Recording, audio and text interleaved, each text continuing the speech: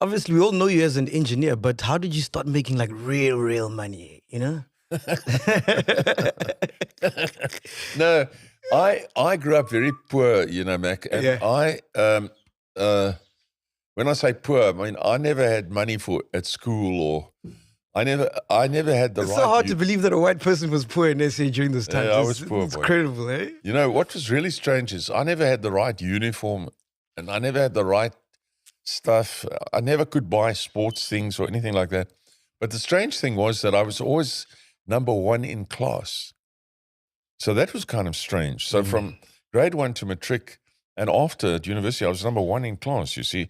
So that was kind of funny, and it made things a bit odd. But so when I came out of school, I studied engineering because I got 7 scholarships to go to university. Jeez. Yeah. So I went to, from Anglo, and all the people gave me a scholarship. And then, so I was able to go to university. Otherwise, I wouldn't have been able to go to university. And then I remember the dean of the faculty of engineering telling us, if you're an engineer, you mustn't expect to make money because engineering is like a special calling to help people, So I thought, ooh, that's no good. That doesn't sound fun. But when I got out of, when I started working for a firm of consulting engineers. Okay. Consulting engineers are people that you come to with a problem that's very vague. You say, I'm thinking of building this building or putting in this pipeline or this railway line, but I'm not sure how. Then the engineer works everything out, you see. Yeah. Then afterwards people see it and they say, oh, wow, But engineers, fantastic. But anyway, I got into this business, and the firm I worked for was from England, and they were not taking South Africa seriously. Okay. They were getting jobs because everybody worshipped the people if they came from England, in those days. Remember, late 60s. And if you came from England, you must be something special, So the people here worshipped the people who came from England, But these people from England treated us very badly, and then they didn't do the jobs properly. So the government said to this firm, look, they're cancelling their jobs because they weren't taking it serious. So then they said, we're closing our office here. We're going to go back to England because it's not worth it, they said. So then there was this older man in the practice who was 10 years older than me. I was 23. And he said to me, why don't we take over this practice? So I said, well, okay. So we took over the practice. It was very hard. And, my mother and father, they put up their house for me to loan, their little house for me to be able to get a loan, because very hard to get money in South Africa in those days. So that I could buy this practice, because we paid, in today's money, we paid like 800,000 rands for it, Jeez. It was a lot of money at the time in today's money.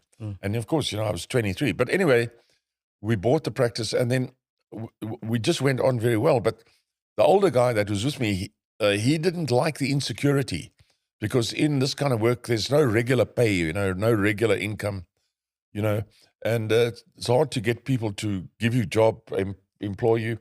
But anyway, so he left. He said he wants to go. So I said, no, it's fine. So he left, and then I was on my own. But then people just kept coming to me constantly for work, and I had to basically, within 3 or 4 years, I was handling 40 projects simultaneously. Yeah. And I know that because people would come to me and say, do you realize you're handling 40 projects simultaneously? So, for example, in 1972, roughly 2 years after we started, I was doing very well. And I was able to marry, and Elon was born that time. And I already had an aeroplane, and I drove a Mercedes-Benz. You had an aeroplane? Yes, I bought my first aeroplane then. Yeah. Wow. Yeah, I was 24 when I bought my first aeroplane. And then, because I was doing very well, I found that I was very good at that work. And I never said no to people. They'd come to me and say they want to do something. And then I'd say, no, it's not a problem. We can do it. So when do you get into the mining business? When do you start owning that mine? Oh, no, that's much later. Yeah. So then for example, in the work that happened, rich people, the more well-off guys than me, older men, would work with me, and then they came one time. 3 guys came to me and they said, the older men, much older than me, and they said they want to buy a piece of land in Pretoria and put up a shopping center there. Do I want to join them? So I said, all right. So, of course, I said, all right. So we bought this piece of land. And today it's Menlyn. Menlyn Yes. Mall. Yes. Wow. Yes. Wow. It's massive, eh? Yeah, so we put up Menlyn Mall. And those days, I even brought people from Do you still America. own it? Or like you left that? Pardon? You left that business long ago? Or do you still own it?